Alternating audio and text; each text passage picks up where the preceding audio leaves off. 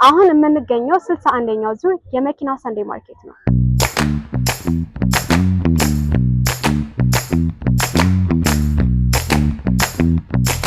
መኪና ለራይድ ለቤት እንዲሁም ለተለያዩ ለትራንስፖርቴሽን አገልግሎት የሚሆኑ ከመግዛታችን በፊት ምን ያስፈልገናል፣ በባንክ ፕሮሰስ እንገዛ ደግሞ በምን አይነት መንገዶች ነው የሚለውን ቃል በቃል ብዙ አመት ከቆዩ በመኪናው ዓለም ከቆዩ ባለሙያዎች ምን ጠይቅ ይሆናል። አብራችሁን ቆዩ።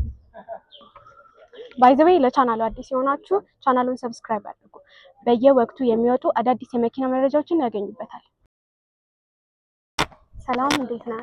እንዴት ነሽ? ሰላም። በድጋሚ መጣሁ። ሰንዴ ማርኬት ላይ ምን አለ ዛሬ፣ ምን አይነት መኪናዎች አሉ የሚለውን ነገር እዛው ብታሳየንና ያው በየሳምንቱ ለተመልካቾቻችን እያደረስን ያለው የማርኬታችን እንትን ነው። ሰው ዛሬ ምን አይነት መኪና አሉ እና ደግሞ የብዙዎቻችን ጥያቄ የሆኑ ነገሮች አሉ መኪና ለመግዛት ስናስብ በደንብ ማወቅ ያለብንና እሱን ነገር እንደ ብዙ አመት እንደቆየ ባለሙያና እሱን እንድታስረዳ ነበር። እሺ፣ ያው እንግዲህ እንደተለመደው በሰንዴ ማርኬታችን ላይ ተገኝታችኋል። ዛሬ 60ኛ ዙራችንን እያከናወንን ነው የምንገኘው። እንደተለመደው እንግዲህ በርካታ መኪናዎች ገብተዋል። ኤሌክትሪኮችም የነዳጅ መኪናም በርካታ መኪናዎች ገብተዋል። እንደምትመለከቱ ነው። ሰውም በደንብ ኢንተረስትድ ሆኖ እየገዛ ነው ያለው። ጥሩ ነው እንግዲህ ያለው ገበያችን ከጊዜ ወደ ጊዜ በደንብ እያደገ ነው የመጣውና ያው ሁሌ ክፍት ነው በራችን። የሰንዴ ማርኬት በተለይ ከስተመር እጅግ በርካታ መኪና በጣም በአማራጭ አንድ መኪና ላይክ በፍሬ ሳይሆን በአማራጭ ደረጃ በብዛት ስለሚቀርብ ያው ሁሌ በራችን ክፍት ነው እንግዲህ። ስለዚህ ይሄንን ይመስላል ሰንዴ ማርኬታችን። ገበያው በጣም አሪፍ ነው ያለው። ያው የዋጋ ጭማሪ ባለፈውም ጊዜያቶች እንደነገርኩሽ የዋጋ ጭማሪዎች መኪኖች ላይ በደንብ ተስተውሏል። ያለውን ኢንፍሌሽን እንግዲህ እያጣጣምን ኦቨር ሎድ እንዳይሆን ከስተመሩ ላይም ያንን እያጣጣምን የከስተመሮቻችንን እያስተናገድን ነው የምንገኘው። ከስተመርም እንግዲህ ደስተኛ ነው በዛ ባለው ፊድባክ። ብዙ ከስተመሮች ይታዩኛል ዛሬ ራሱ አሪፍ ነው፣ ደስ ይላል። እዚህ ጋር የሚታየኝ የኤሌክትሪክ መኪና BYD ይላል። አሁን ላይ በጣም እየተፈለገ ያለ መኪና ነው። ለስራውም አለም ለቤትም በጣም ተመራጭ እያደረጉት ያለው የኤሌክትሪክ መኪና ነውና እስቲ ይሄ መኪና ስንት ነው? ባንክ ስንት ይመቻችለታል? እንዴት ነው? እሺ፣ በጣም ጥሩ። እንግዲህ ያው አንቺ ብለሽዋል። እንግዲህ ኤሌክትሪክ መኪኖች በጣም ገበያችንን በስፋት እየያዙት ነው አሁን ላይ።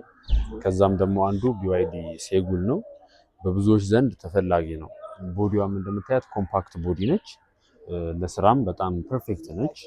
ከዛ ባለፈ ለወጣቶችም ለመንቀሳቀሻም ምናምን በደንብ ተመራጭ ሆነች መኪና ነች።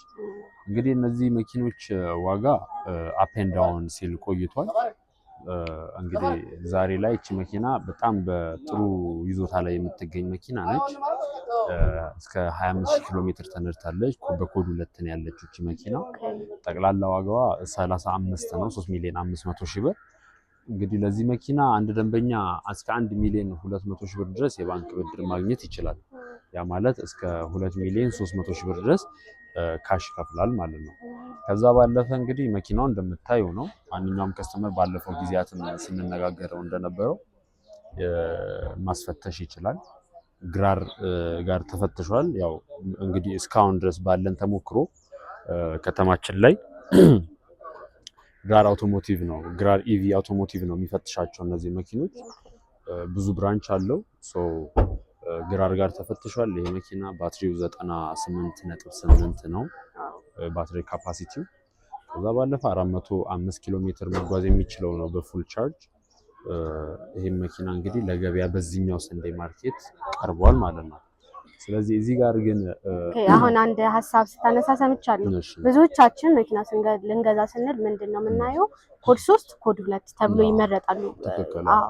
የመኪና ማርኬቱ ላይ ያየሁት እሱን ነገር ነው። ምንድነው ኮድ 2 ምንድነው? ኮድ 3 ምንድነው? በጣም ጥሩ። ኮድ 2 እንግዲህ ያው ለቤት አገልግሎት የሚያገለግል ነው። ብዙ ምንድነው ብዙ አገልግሎት አይሰጥም። ያው እንደምታውቂው የቤት አገልግሎት የሚሰጥ ከሆነ መኪናው ሞስት ፕሮባብሊ ሊሆን የሚችለው ልጆችን ወደ ትምህርት ቤት ማመላለስ ወይ ደግሞ ከስራ ወደ ቤት ከቤት ወደ ስራ ለመንቀሳቀሻ እንዲሁም አንዳንዴ ዊኬንድን ምናምን ከቤተሰብ ጋር ፋሚሊ ለመጠየቅ የሚያገለግል ነው። እንግዲህ ብዙ ጊዜ ኮድ 2 እንደዛ ናቸው። በኮድ 3 ሲሆን አንድ መኪና ምንድነው አክቹሊ ዲስአድቫንቴጅ የለውም ልዩነቱን ያው ነገር ኮድ 3 ግን ሲሆን የድርጅት ወይም ደግሞ የንግድ አገልግሎት ነው የሚሰጠው ኮድ 3 ማለት ነው።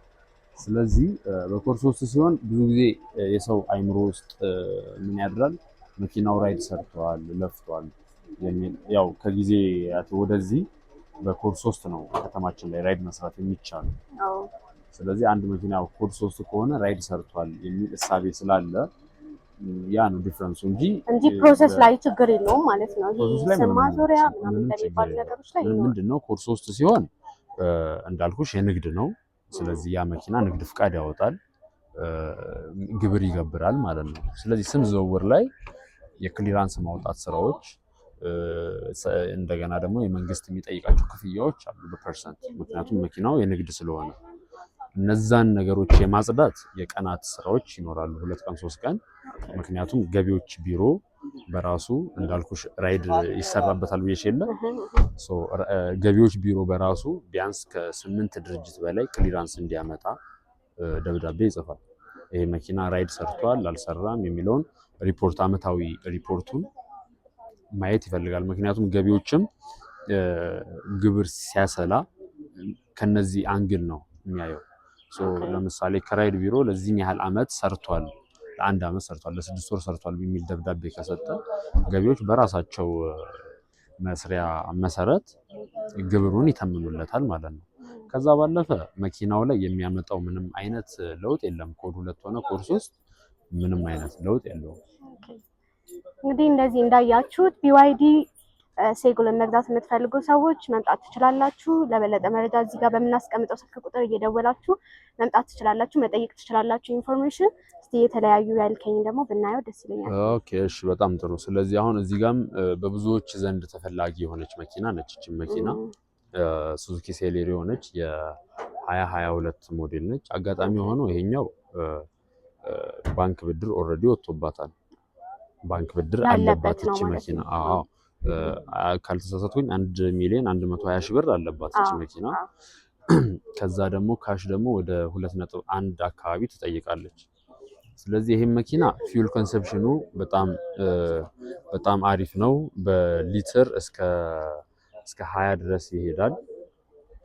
ከዛ ባለፈ ደግሞ እንደምታያት ነች ይዞታዋም ቪዲዮም ምናምን ቅልብጭ ያለች መኪና ነች። የብዙዎች እንትን ነች ተፈላጊ መኪና ነች። አክቹሊ መኪኖቹም ሲገቡ ወደ ሀገር ሊሚትድ ኳንቲቲ ነው ያሉት፣ በጣም ውስን ናቸው። እንደዛም ሆኖ ግን ብዙ ሰው ይመርጣቸዋል። እቺን መኪና አጋጣሚ ባንክ ያለባት ስለሆነች እቺን መኪና የሚፈልግም ሰው በዚሁ አጋጣሚ ካለ 2,100,000 ብር አቅርቦ የባንክ ብድር አለባት መውሰድ ይችላል ማለት ነው። ይሄኛው እንዳለ ሆኖ ወደ ሌሎች መኪኖች ደግሞ ከፍ ይላል። እንደሰማችሁት ነው። ባንክ ያለበት መኪና እየፈለጋችሁ ከሆነ ይሄንን መውሰድ ትችላላችሁ። አሁን ደግሞ እንግዲህ ያው እንደምትመለከቹ በርከት ያለ ኮምፓክት ያለበት መደዳ ላይ ነው ያለ ነው። እነዚህም ኮምፓክቶች እንግዲህ ከ2007 ሞዴል እስከ 2010 ድረስ አሉ እዚህ ጋር። ዋጋቸውን በዛው ልክ ቫሪ ያደርጋል። መነሻ ዋጋው ከ1,750,000 ብር ጀምሮ ለ2007ቱ፣ ለ2010 ደግሞ እንደ መኪናው አይነት ይዞታ ቀለሙም ይወስነዋል እስከ 22.2 ድረስ እየተሸጠ ነው የሚገኘው። ያው እንደምታውቂው ሲምፕሊፋይ ለማድረግ ዋጋውም ተቀምጧል፣ ስንት ባንክ ስንት ካሽ እንደሚመቻች። ይሄ አጠገባችን ያለው የ2010 ሞዴል ነው። ስለዚህ ይሄ መኪና ጠቅላላ ዋጋው 2,150,000 ብር ነው። 1,350,000 ብር ካሽ ይፈልጋል። 800,000 ብር ደግሞ ባንክ መመቻቸት የሚችል ነው።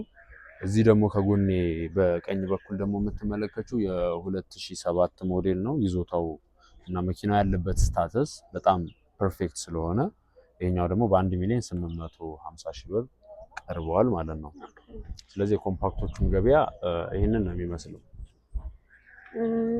ብዙ ጊዜ በባንክ የሚገዙ ሰዎች አብዛኞች በባንክ ነው መኪና የሚገዙት። አሁን ይሄን መኪና ለመውሰድ እንዳልከው 1.3ቱ ካሽ ነው፣ 800,000 ደግሞ በባንክ ነው የሚመቻቸው እና ብዙ ሰዎች በባንክ መኪና መግዛት ጥሩ አይደለም አይነት ነገር የሚባል ነገር አለና እሱን አንተ እንደቆየህበት ከገዙት ጋራም በባንክ ከገዙት ጋራም አንተ ምን ትላለህ እንደ ባለሙያ? እንግዲህ ይሄንን አሁን እንዴት ነው መሰለሽ የምንመለከተው በባንክ መኪና አትግዙ ይላሉ አንዳንድ ሰዎች። ካሽ ካለው እውነት ነው በባንክ መግዛቱ ለዛ ሰው ምንም ጠቀሜታ አይሰጠውም። በወለድ መክፈል ነው እንጂ የሚሆነው ምንም አይጠቅሙም ካሽ ካለው። ነገር ግን አሁን ለምሳሌ ይሄ መኪና 1,350,000 ብር ካሽ ይፈልጋል።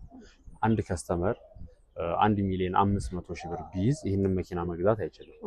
ወይም ከዚህ የሚያነሱ መኪኖችን መግዛት ይሄንኛውን መኪና መግዛት አይችልም። ተረዳሽኝ?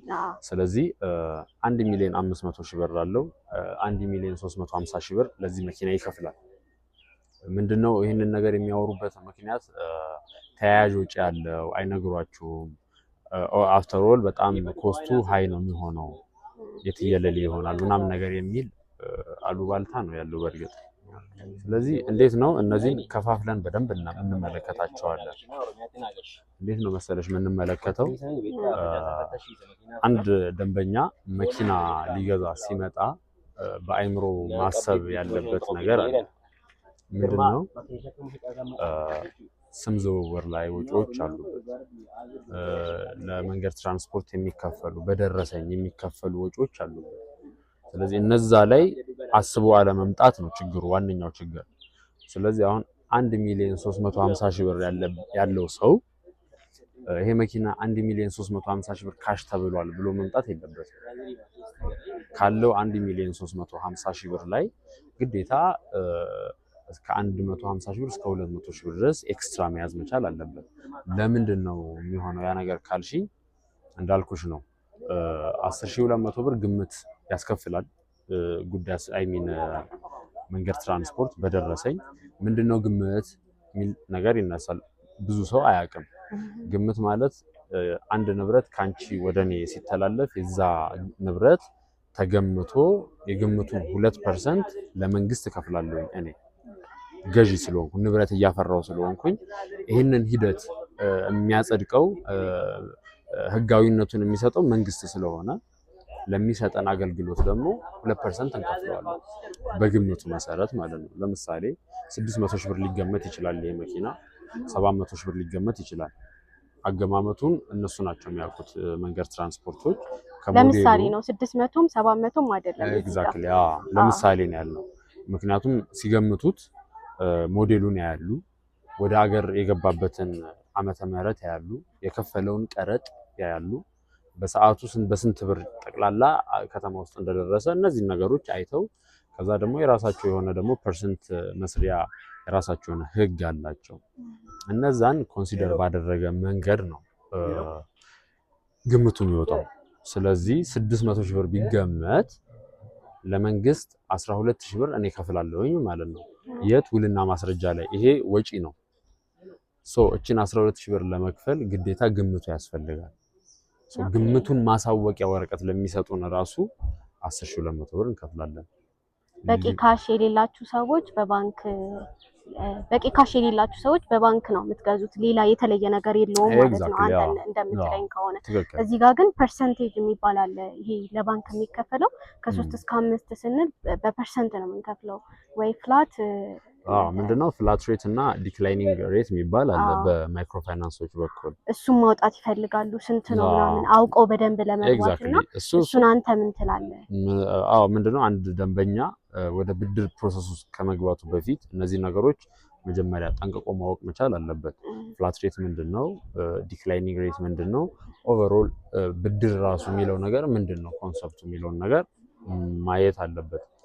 ምንድነው መደበኛ ባንኮች ላይ አሁን ስትመለከቺ ብድር ለኖርማል ደንበኛ ማበደር ካቆሙ ኦልሞስት 7 ዓመት አካባቢ ሆኗቸዋል። የናሽናል ባንክ ትዕዛዝ ነው።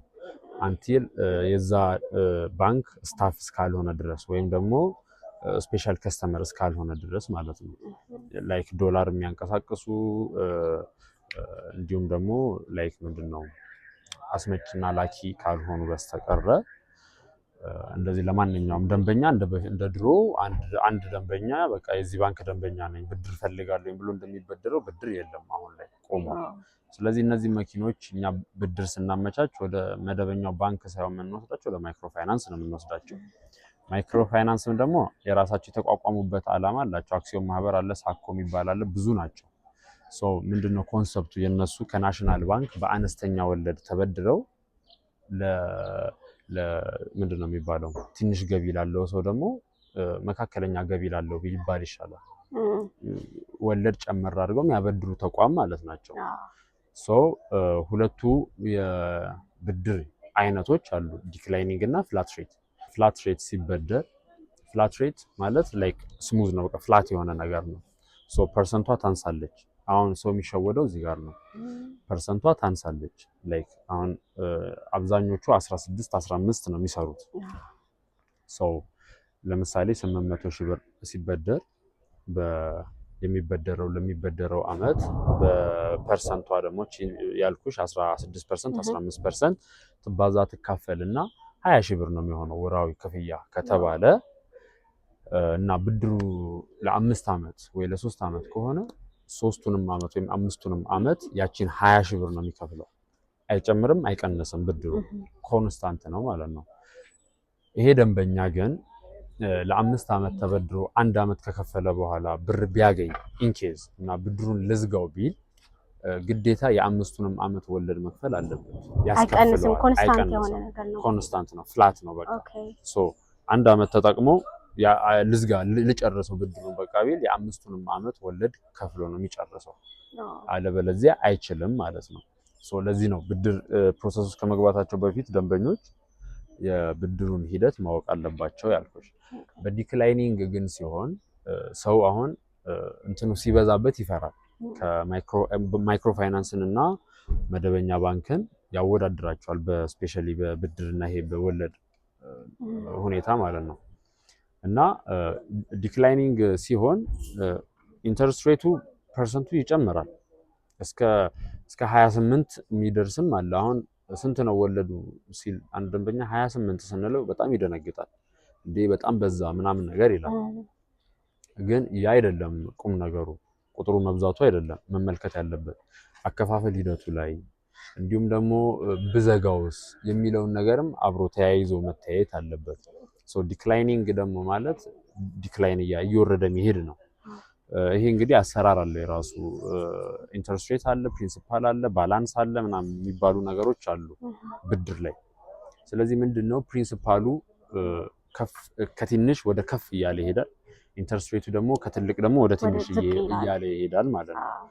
ምን ላይ ዲክላይኒንግ ሬት ላይ ማለት ነው።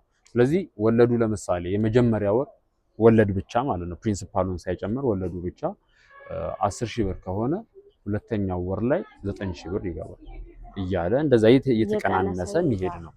ከዛ ባለፈ ደግሞ እንዳልኩሽ ብድሩን ልዝጋው ቢል ዲክላይኒንግ ስለሆነ እየተቀናነሰ የሚሰራ ስለሆነ ለምሳሌ 1 አመት ቢጠቀም የ5 አመት ብድር ከሆነ ብድሩ የ4 አመት ወለድ አይከፍልም ማለት ነው ያ ደንበኛ። ምን ማለት ነው በቀላል አማርኛ 800 ሺህ ብር ተበደረ በዲክላይኒንግ ኢንተረስት ሬት። ከ1 አመት በኋላ ለምሳሌ እንበልና 100 ሺህ ብር ከሆነ የከፈለው ቀሪ ባላንሱ 700 ሺህ ብር ነው። ስለዚህ 700 ሺዋን ከፍሎ ይወጣል ማለት ነው። አይዲያው ይሄ ነው። በፍላት ሬት ግን በ1 አመት ውስጥ 100 ሺህ ብር ቢከፍል 700 ሺህ ባላንስ ይቀራል አይደለ? ወለዱ ደግሞ የ800 ሺህ ብር ወለድ 200 ሺህ ብር ቢሆን ግዴታ ሳይቀንስ 900 ሺህ ብር ከፍሎ ይወጣል ማለት ነው። ኮንሰፕቱ ይሄ ነው። ስለዚህ እንደሰማችሁት ነው። በባንክ ፕሮሰስ መኪና መግዛት ለምትፈልጉ በፍላትም በዴት ክራይ መግዛት የምትፈልጉ ሰዎች ስለ ፍላትም ስለ ዴት ክራይ በደንብ አስረድቷል። እናንተ ምርጫችሁን ማድረግ ለእናንተ ትተናል፣ ምርጫውን ማለት ነው። ስለዚህ እንደዛ ነው ያለው። ይሄንን ነገር በደንብ አውቀውበት ደንበኞች መግባት አለባቸው።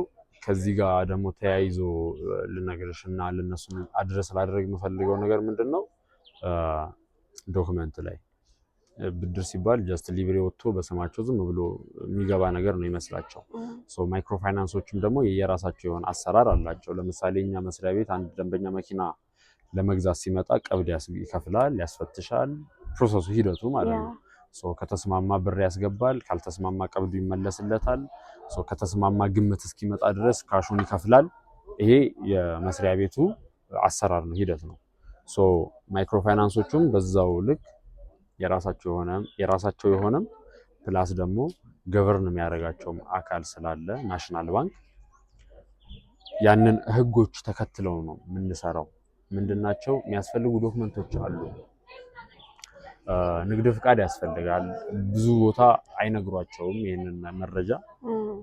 ከዛ ባለፈ ደግሞ ቢነግሯቸውም መንገድ ላይ ከሆኑ በኋላ ላይ ወይ ስም ካዞሩ ወይ የሆነ ፕሮሰስ ጀምረው ምናምን ከሆነ በኋላ ነው አጣብቂኝ ወደፊትም ወደ ኋላ መመለስ በማይችሉበት ሁኔታ ላይ ሲሆኑ ነው ይሄን ነገር እንትን የሚሏቸውና የሚነግሯቸው። አንድ ደንበኛ እንዳልኩሽ ከመጀመሪያው ጀምሮ አጥርቼ ስመጣ አንድ ደንበኛ መኪና ለመግዛት ሲመጣ መጀመሪያ ተያያዥ ወጪዎች እንዳሉበት አምኖ መምጣት አለበት። ካሽ 1 ሚሊዮን ብር ለሚጠይቅ መኪና 1 ሚሊዮን 200 ሺህ ብር ይዘው መምጣታቸውን ሜክ ሹር መሆን መቻል አለባቸው። 1 ሚሊዮን ብር ብቻ ግን ከሆነ ያለው ይሄ ሰውዬ ለመኪናው ግዢ የሚያውለው 800 ሺህ ነው። 200 ሺህ ብሩ ተያያዥ ወጪ ስለሆነ ማለት ነው። ስለዚህ ይሄንን በደንብ ማሰብ መቻል አለበት።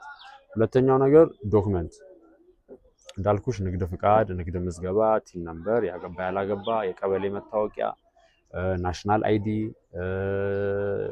የባንክ ስቴትመንት፣ ማይክሮ ፋይናንስ ይፈልጋል። ይሄንን አቅርቡ ሲባሉ አንዳንድ ሰዎች ከግብር ጋር በተያያዘ ሊንክ የሚያደርግባቸው ነገር ያለ ምናምን ይመስላቸዋል። ምንም አይነት ነገር የለም እንደዛ አይነት ነገር። ምንድነው ፐርፐዙ? ማይክሮ ፋይናንሱ ዝም ብሎ በንብረት ዋስትና ብር ሲሰጥ ያ ሰው ምንድነው ሰርቶ የሚከፍለው? ምንድነው ቢዝነሱ? እንቅስቃሴውስ እንዴት ነው? መክፈል ይችላል ወይ? ንብረት ስላለው ብቻ ሳይሆን መክፈል ይችላል ወይ? ይሄንን ብር አምነን ብንሰጠው በምን ዘርፍ ይተዳደራል? ምን ያህል ነው ገቢው፣ ወጪው የሚለውን ነገር በባንክ ስቴትመንት፣ በንግድ ፍቃድ ኢዝሊ አክሰስ ያደርጉታል። ይሄ ደንበኛ ባይከፍል ብድር ወስዶ ቢቀር በምንድነው የሚያገኙት? መታወቂያ፣ ናሽናል አይዲ፣ ያገባ ያላገባ የሚሉ ነገሮች ደግሞ ተያያዥ ናቸው ማለት ነው። ስለዚህ እነዚህ ዶክመንት ሜክ ሹር መሆን መቻል አለባቸው። መሟላት ያለበት ነገር ነው። አንድ ሰው የክፍለ ሀገር ሳይሆን የአዲስ አበባ ሁሉም አሁን የጠቀስኳቸው ዶክመንቶች የአዲስ አበባ መሆናቸውን ሜክ ሹር መሆን መቻል አለባቸው ማለት ነው። ይሄንን ካሟሉ አሁን አንተ እንዳልከው ለአዲስ አበባ የአዲስ አበባ ሊኖራቸው ይገባል ነው የምትለኝና ከክፍለ ሀገር የሚመጡ ሰዎች ስለዚህ ስለ ሳንዴ ማርኬት በደንብ ዝናው የወጣ ማርኬት ነውና ይሄንን ሰምተው ወደዚህ ሲመጡ ከክፍለ ሀገር የሚመጡ ሰዎች ሊሆኑ ይችላሉ። ስለዚህ ለነሱስ ምን አይነት ኦፈር ነው ያለው? በጣም ጥሩ። እንግዲህ ከክፍለ ሀገር አዲስ አበባ ድረስ ከመምጣታቸውና ከመልፋታቸው በፊት እኛን ኮንታክት ማድረግ አለባቸው። በምን አይነት መንገድ ነው እኛ መኪና መግዛት የምንችለው፣ እኛ በብድር የመኪና ባለቤት መሆን የምንችለው በምን አይነት መልኩ ነው የሚለውን ነገር ከኛ ጋር ይመካከራሉ። ያንን ቢሮ ላይ ባለ ስልክ ደውለው እኛን ኮንታክት ማድረግ ይችላሉ። እንደሰማችሁት ነው። ከክፍለ ሀገር መታችሁ መኪና መግዛት ለምትፈልጉ ኮንታክቱ ባዮ ላይ አለ። እነሱን ስልኮች በመጠቀም ኢንፎርሜሽን ማግኘት ትችላላችሁ። በ1.7 ወይም 8 ብቻ እስከ 2 ሚሊዮን ያለው ካሽ ያላቸው ሰዎች ቆንጆ መኪና ማግኘት ይችላሉ እዚህ ማርኬት ላይ። እንዴት በሚገባ እንግዲህ ከኋላ እንደምትመለከቻት ኢስታር አለች። የ2024 ሞዴል ነች። በጣም ሪሴንት የሆነ ሞዴል ነው ያላት። ዋጋዋ ካሽ 1.7 ይፈልጋል ለዚህ መኪና። 1 ሚሊዮን ብር ባንክ ይመቻቻል። እስከ 2.7 አጠቃላይ ዋጋው ነው። እንደምትመለከቱ ምንም አይነት ንክኪ የለውም። በፉል ቻርጅ 305 መጓዝ የሚችል ነው። በጣም አሪፍ መኪና ነው። ቅድም እንዳልኩሽ BYD ሴጉሉ ጋር ለስራም ለቤት መንቀሳቀሻም በጣም ፐርፌክት የሆነ መኪና ነው። 1.7 ካሽ ያለው ሰው ይሄንን መኪና መጥቶ መግዛት ይችላል። እንዳልኩሽ ቅድም 1.7 ከከፈለ በኋላ ተያያዥ ወጪዎች ስላሉ እሱንም ከቨር ማድረግ የሚችል ሰው እሱን ግምት ውስጥ አስገብቶ 1.7 ከፍሎ ይሄንን መኪና የኤሌክትሪክ መኪና ነው ማድረግ ይችላል። ኤሌክትሪክ መኪና ነው። የኤሌክትሪክ መኪናውን የምትፈልጉ በ1.7 ካሽ ኢስታር ማግኘት ትችላላችሁ። ያው ገበያው ትንሽ ዋጋ እየናረ ስለሆነ የነዳጅ መኪና በዚህ ዋጋ ለሚሉ ሰዎች ደግሞ የተወሰነ እስከ 300 ሺህ ብር ድረስ ጨምረው በ2 ሚሊዮን ብር ሱዙኪ ዲዛይር ማድረግ ይችላሉ። እንዲሁም ደግሞ በዛሬው ሰንዴ ማርኬታችን ላይ ለየት ያለ መኪና ያለን እነዚህ ሁለት መኪናዎች ናቸው። እዚህ ጋር የምትመለከቻቸው ቱሰን 2015 ሞዴል አለን። እንዲሁም ደግሞ ፔጆ አለን 2008 ኦልዲስ ሞዴል ነው። አክቹሊ ያው 2008 ሲባል አዲሱ ሞዴል 2022 እንዳይመስላቸው ብዬ ነው። 2014 ሞዴል ነው። ቱሰኑ ደግሞ 2015 ሞዴል ነው። እንግዲህ እነዚህ መኪኖች የሚያውቁት ነው የሚያውቃቸው። እኔ ማብራራት አይጠበቅብኝም። የሚያውቀው ሰው ያውቃቸዋል። ወደ ዋጋቸው ግን ስመጣ ለቱሰኑ ካሽ 2.1 ከፍሎ 1.5 ባንክ መመቻቸት ይችላል። 3.6 አጠቃላይ ዋጋው ነው። ፔጆቱ ደግሞ ካሽ 1.6 ከፍሎ አንድ ሰው ባንክ 1 ሚሊዮን ብር ይመቻችለታል። 2,600,000 ብር ይሆናል ጠቅላላ ዋጋው። 2014 ሞዴል ነው። ፋንሲ መኪና ነው። በጣም ግሬስፉል እና ሌክዠሪየስ የሆነ መኪና ነው። ያው እንግዲህ ለቤትም ለራይድም መሆን ይችላል። ይሄኛው ሞስት ፕሮባብሊ ራይድ ሊሆን ይችላል፣ ግን ዳት ማች የዛን ያህል ሜቢ ራይድም ቢመዘገብ ለሌክዠሪ ካልሆነ በእንትኖቹ አሁን በምናውቃቸው ብዙ ለቤት አገልግሎት ነው የሚጠቀሙት በሚገባው። ይሄ ፋሚሊ መኪና ነው። በጣም ሌክዠሪ የሆኑ መኪኖች ስለሆኑ ቦዲያቸውንም እንደምታየው ነው። በጣም አሪፍ የፋሚሊ መኪና ለምትፈልጉ ሰዎች እነዚህ ቆንጆ እይታ ላይ ያሉ መኪናዎችን ማግኘት ትችላላችሁ። ቱክሰን እና ፔጆ መኪናዎችን ማግኘት ትችላላችሁ። ከኋላ ደግሞ የራይድ አገልግሎት የሚሰጡ መኪናዎች ይታዩኛል። የራይድ ኤግዛክትሊ ራይድ መስራት ይችላሉ። በእርግጥ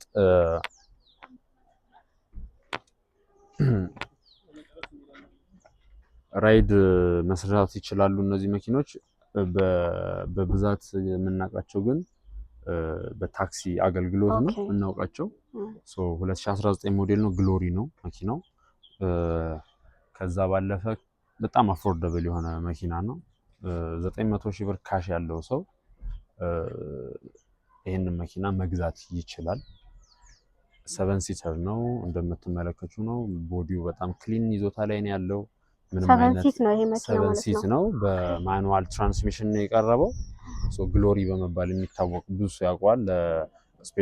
አክቹሊ ይሄ ለምንድን ነው ከከተማ ውጪ ለመስራት ለታክሲ ብዙ ሰው ለመጫን አሪፍ መኪና ነው።